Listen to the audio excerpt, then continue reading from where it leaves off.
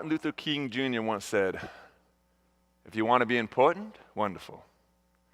If you want to be recognized, wonderful. If you want to be great, wonderful. But recognize that he who is greatest among you shall be your servant. That's a new definition of greatness. And when I hear this quote, I think about my mom and how she's recognized as the most important and the greatest leader in our family because of her ability to serve. A few years ago, she started this weekly tradition where she invites my sister and her family, my 3 younger brothers and all their kids, and my wife and I and our 3 kids out for dinner. And all week long, she's planning for it. She's sending out these group text messages. Mikey, I got your favorite appetizer. Mandy, I got your favorite dessert. And I could just picture her in the kitchen planning out how she's going to make it a great time for us. And as we arrive to the house, it's like she hasn't seen us in years. We get all these hugs and kisses, and we just get appreciated. And I look over in the corner, and the poker table's all set up for my dad and my brothers and I to play. Upstairs, the toy room's all perfect for the grandkids. But my favorite part of the night is after dinner, because I get to take my wife home alone for a date night. And my mom keeps all 10 grandkids for an overnight. Picture that. I mean, putting down my 3 kids for bed is hard enough, let alone 10 grandkids. But she does it first and foremost because she loves being with the grandkids. But she also does it because she knows how important it is for all her kids and their spouses to have alone time. And so my mom is the greatest leader in our family, not because of title or position. She's the greatest leader because she's the greatest servant. And that's kind of a paradox, the idea of the servant as leader. But back in 1970, Robert Greenleaf actually coined the term servant leader. And he defines the servant leader as this: that person is a servant first. And out of their desire to serve other people spawns the desire to lead. And so this is in stark contrast to the person that wants to be a leader first, maybe out of their desire for the position or the power that comes with it. Servant leaders are great listeners. They have empathy for others. They're able to create healing environments, and they build community. And Robert Greenleaf came up with a really cool definition of servant leadership, and it's this: are those while being served, do they grow as people? Are they healthier, wiser, freer, more autonomous? And this is the cool one: are they more likely to become servant leaders themselves? And so I love this definition, because by using this definition, I can't tell you I'm the servant leader or I'm a leader in my family. You can only look to my wife and to my children and see, are they healthier, wiser, freer because of my influence? And so when I think about my mom, she's made her kids all of these things. But most importantly, because of her example, my sister, brothers, and I are more likely to become servant leaders to our children. And so it's pretty easy to see how servant leadership can build strong, loving families. But can it work in other areas?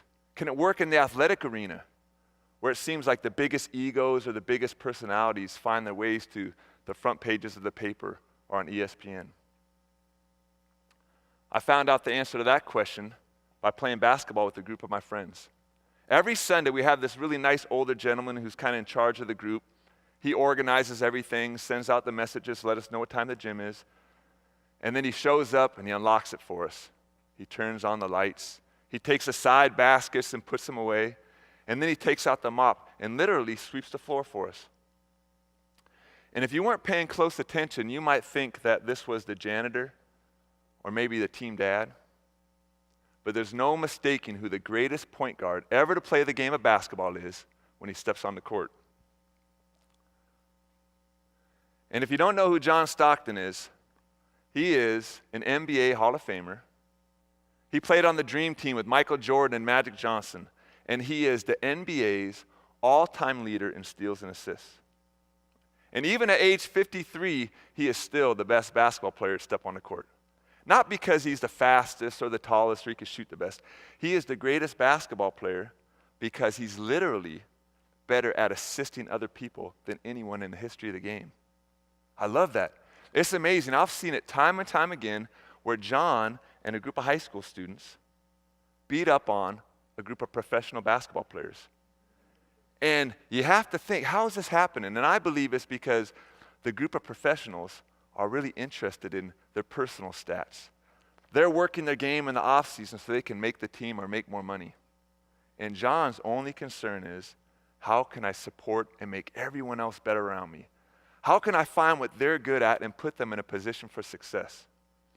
And it's unbelievable. When I'm on his team, I feel like I'm Karl Malone, the mailman, right?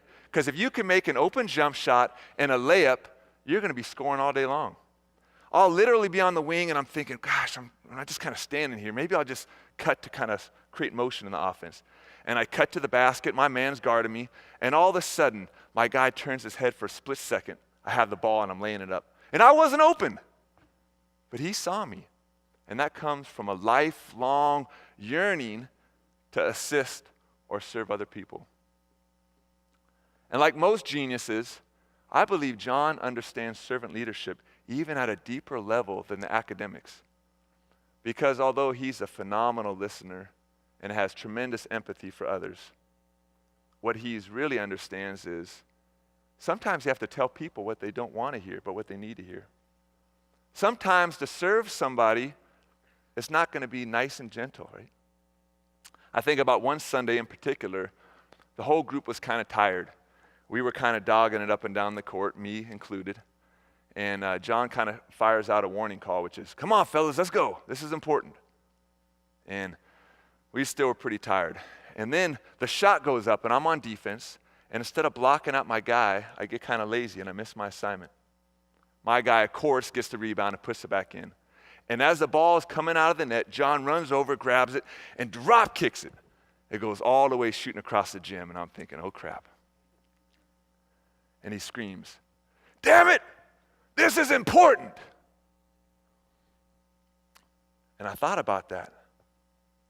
This is really important. This is more than just a way to get a sweat in on a Sunday or a simple game that we play with buddies. This is about learning life skills through teamwork, about being a part of something bigger than you. And I love that every Sunday he believes that it's just as important as the NBA Finals. And that's why he is so great. He is so great because as he goes out there, he wants to be sure that he's doing his part to serve other people. He is the greatest among us because all of us are healthier, wiser, freer, more autonomous. And you better believe I want to be a servant like him, assisting people.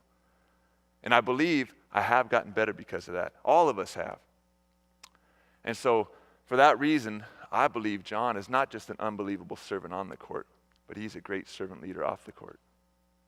And I can see some of you guys shaking your heads saying, okay, yeah, that's cool. But what about this? What about in the business world? Where it's cutthroat, where there's dollars and cents. There's a bottom line, right?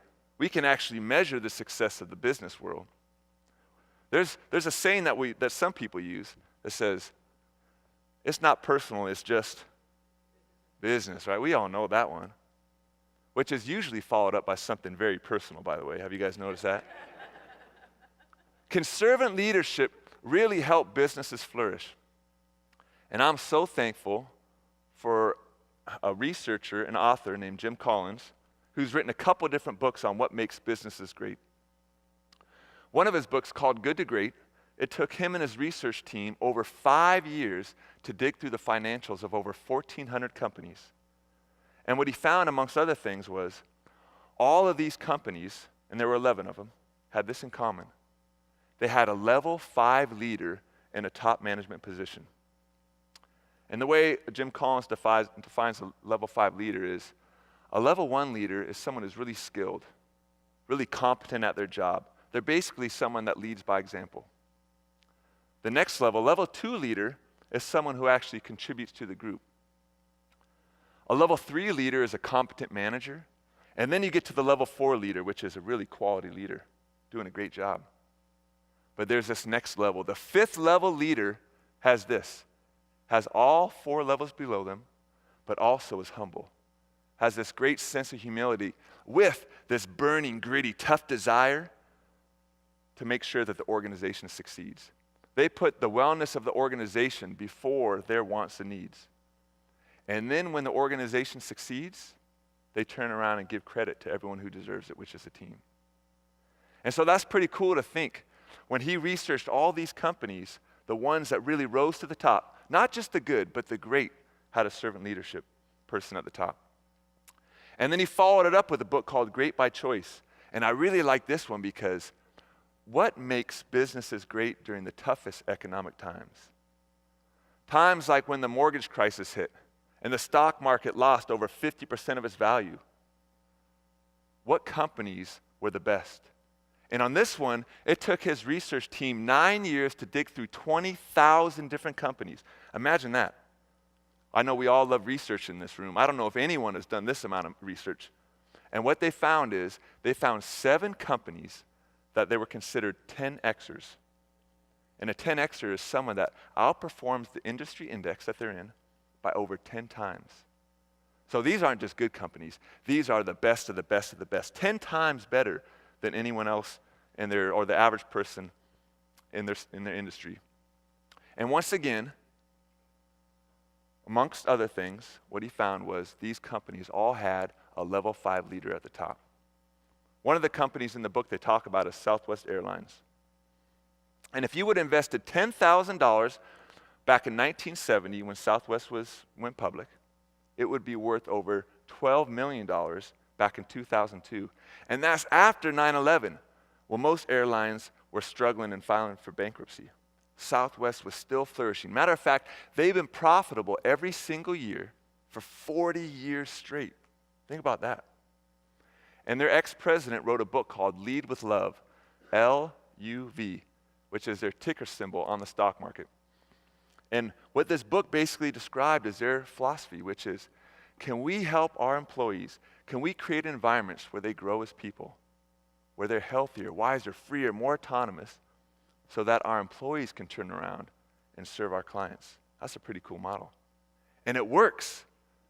You can't argue with the research. And so I love this.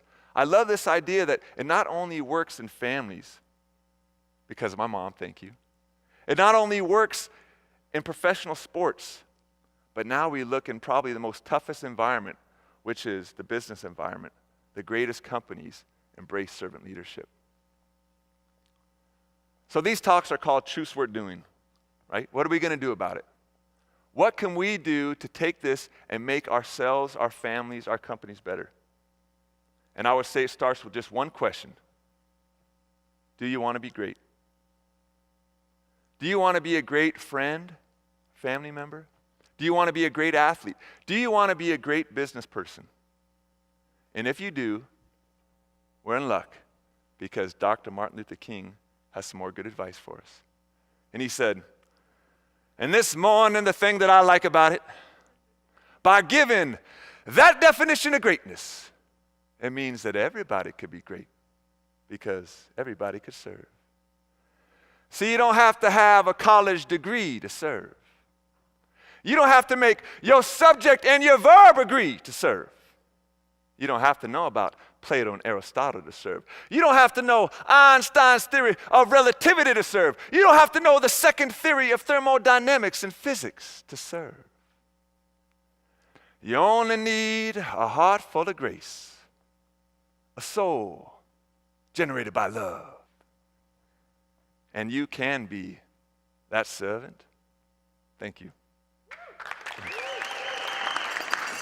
Really good.